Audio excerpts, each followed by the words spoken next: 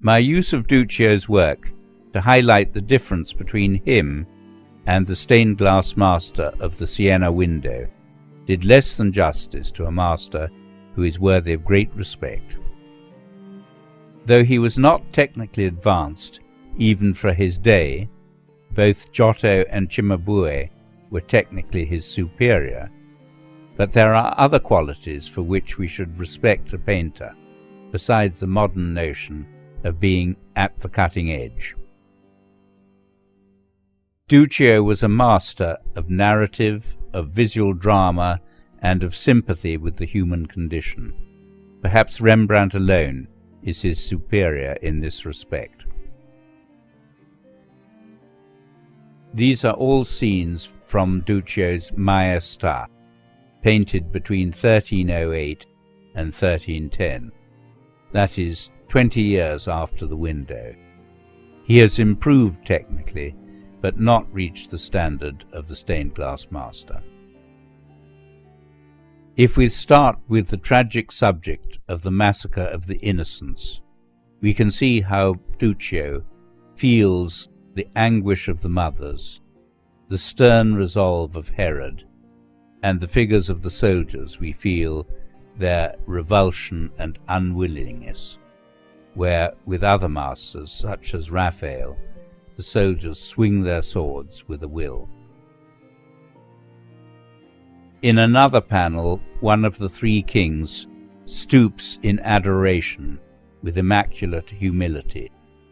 The stable roof frames the scene beautifully.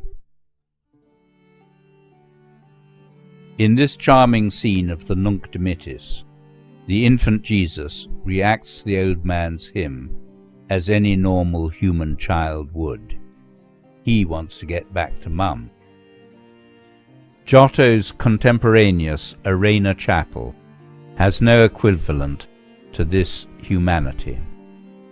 If we see this period of art as the struggle from the Byzantine tradition into which Duccio was born towards the humanism of the Renaissance, then clearly Duccio, in this respect, was a leader of the avant-garde.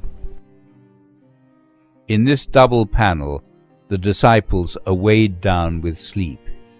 They don't just adopt the poses of sleep, as with Piero della Francesca.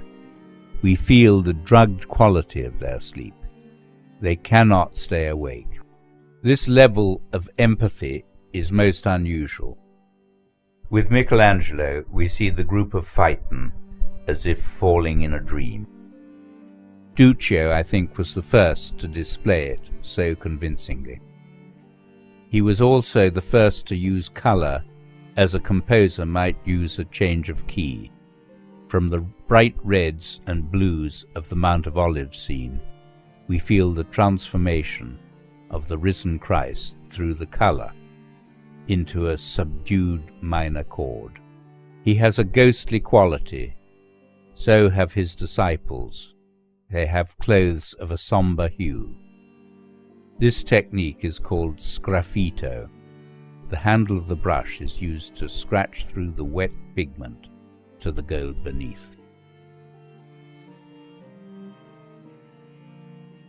The deposition is perhaps Duccio's masterpiece. See how the ark of the falling Christ is held suspended by the stretched arms of Joseph of Arimathea. See how that weight is felt in his foot on the ladder, and that arm hooked round the cross. St. John helps to carry the weight by holding the thighs, while the final nail is removed from the feet.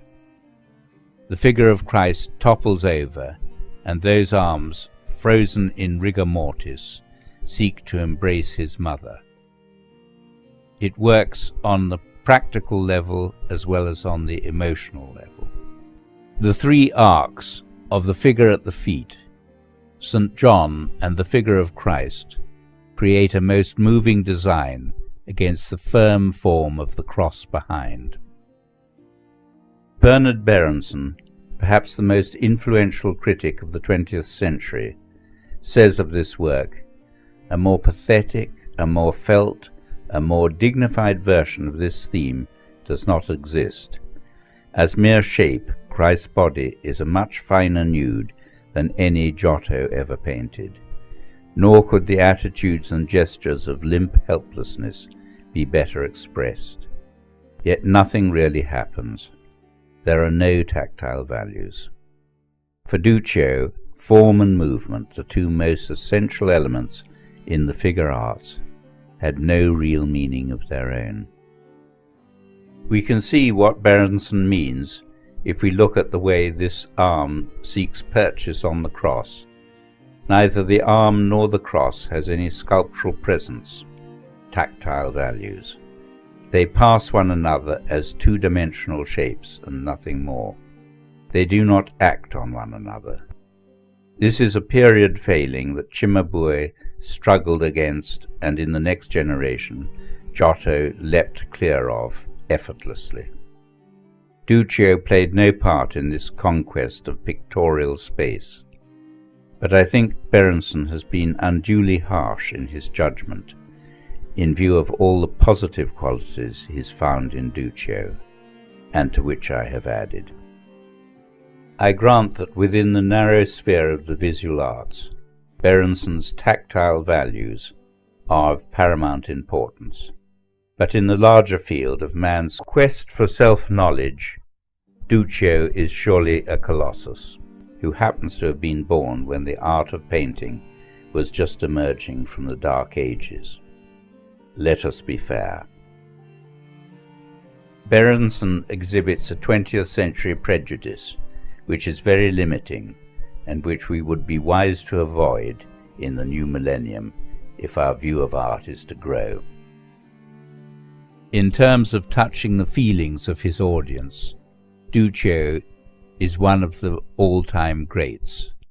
It is little wonder that his work was regarded with such veneration by his contemporaries. The people of Siena went out to his studio to carry this great work, the Maestà, back to the cathedral in triumphal procession, accompanied by trumpets and drums. It's very likely that this was the very street that the Duccio procession would have passed along on its way to the Duomo.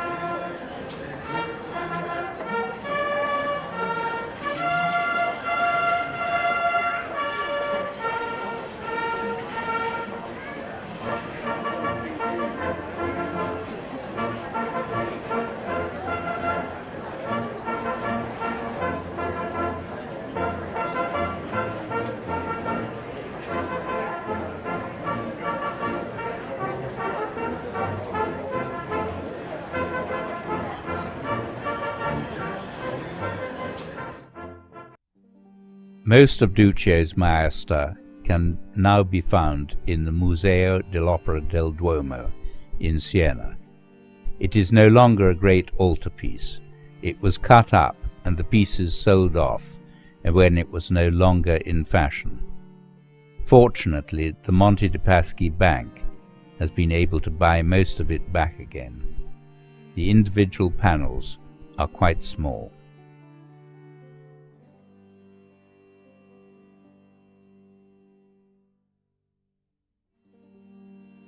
Until the very recent discovery of the crypt, Duccio was clearly the father of Sienese painting. But the discovery of the work of Rinaldo da Siena in the crypt, which predates Duccio's early work by some years, is bound to change that view. Rinaldo clearly is more advanced technically than either Duccio or Cimabue, the Florentine with whom Vasari opens his Lives of the Great Painters. If Vasari was writing today, Rinaldo would be given Cimabue's honored position. Our next presentation will be on La Cripta.